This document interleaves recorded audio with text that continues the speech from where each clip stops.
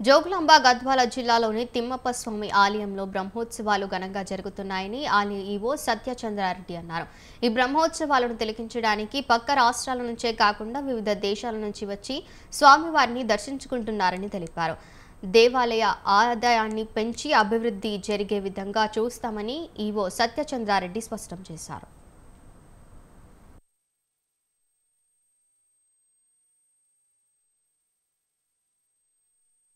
దేవస్థానంలో ప్రతి సంవత్సరము బ్రహ్మోత్సవాలు మార్గశిర మాసంలో నిర్వహించబడుతుంది.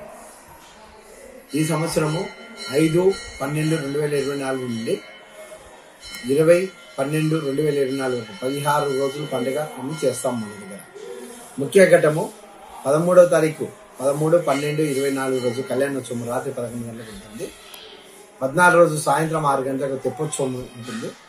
15వ తారీఖు 15/12/2024 రాత్రి 11 గంటలకు రథోత్సవం నిర్వహించబడుతుంది.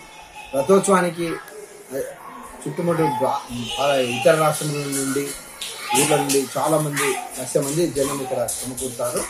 రథోత్సవానికి పాల్గొంటారు. తర్వాత దాసింగాలు వాళ్ళు స్నానాలు చేసి దాసింగాలు పెట్టుకొని వాళ్ళు మొక్కులు చెల్లించుకొని వెళ్తారు.